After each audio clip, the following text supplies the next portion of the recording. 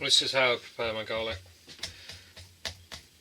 Scrape and flatten with the edge of a knife, using the blunt edge, and just scraping into and then along the bulbs. Small ones like that.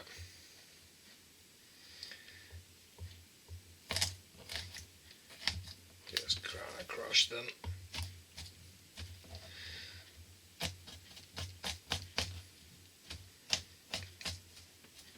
Use the tip of your finger and your fingernail just to hold the last little bit while it's getting squashed. And then chop along like so, pushing away because it does tend to move across the board. Pieces will stick, the larger pieces, so don't go quite to the board and you get less sticking on the knife. If you go right down to the board, obviously you get the big bits. Larger pieces that are not crushed will taste more peppery and can be smelled on your breath. If you macerate it down like I have here, which is beyond what a garlic crusher will do, you basically make it all transparent.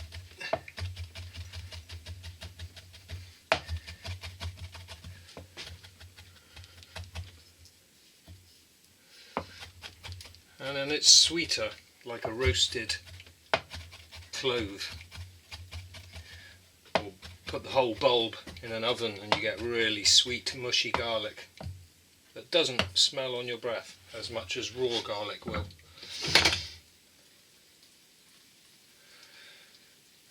So I like to stick it in the middle, in the hot spot.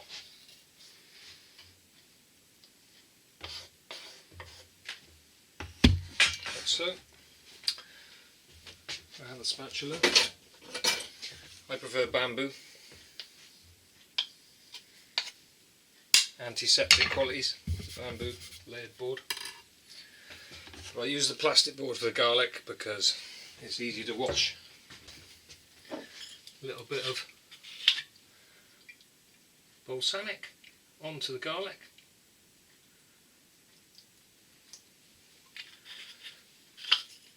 Black pepper. Turn the heat on. I may add some chili, cajula, a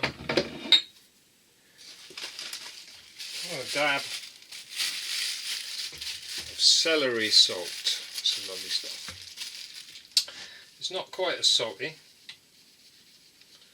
so you can put a fair dose in. As you can see, bay leaf, let all that blend. I've cooked my fresh egg pasta previously. That will go back in the pan after a little bit of cooling.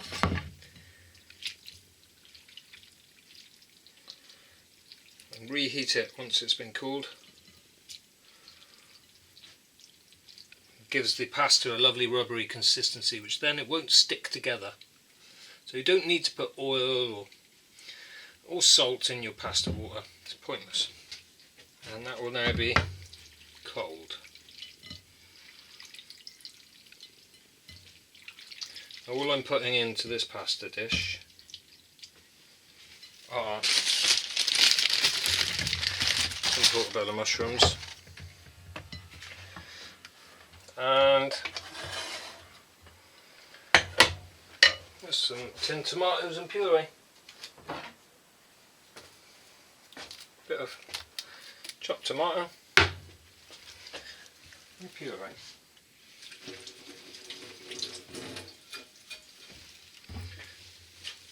And that's it. Now your water's boiling again, you can just drop your cold pasta in there for a few moments. You can see I've added a bit of soy, tomato puree. I just dropped the tomato puree around the edge of the onions and the garlic. It was in the middle. You can see a bit of puree. And then dribble some chopped tomato around that edge. Just let it all heat up. Now I can mix it in. Just chuck it in from the middle. You should have all that nice toasty, roasty, garlicky onionness in there to darken it, give it flavour. And that's all you need.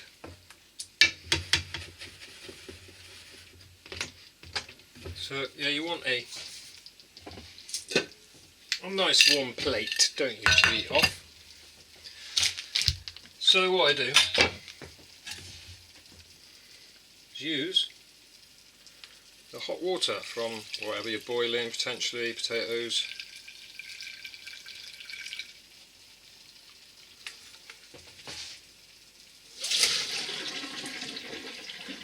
Now that will heat your plate, and don't worry about it being wet because the plate will be hot. It'll evaporate off pretty quickly and dry off. All you've got to do is drip it over the sink. And then you've got a warm plate as well, no extra cost. Occasionally I'll leave it on the hot hob, but I have broken plates leaving them on the hob when they've got too hot and cracked in half. Well, I've done it once. Everything should be off. Oven off at the wall. All I've got to do is drain this. And here's your nice rubbery pasta. Apparently it's healthier for you as well to cool it and then reheat it. And you can see fresh egg pasta is prone to sticking together, I think, as all pasta is, really. And that's what you get when you cool it and reheat it. I recommend it. Personally, I like to put my cheddar on the pasta around the edge, really. Same with the Parmigiano, and do some light grating, and maybe a little couple of heavier ones, so you get thicker and thinner cheese.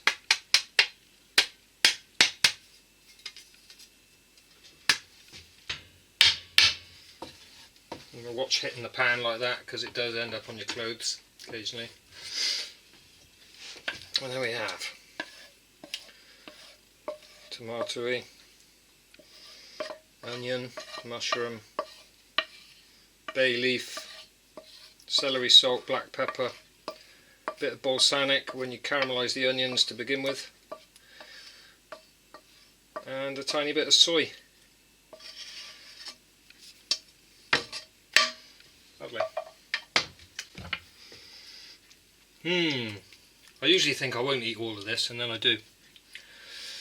All of this much, I should say. I'm hungry. Enjoy.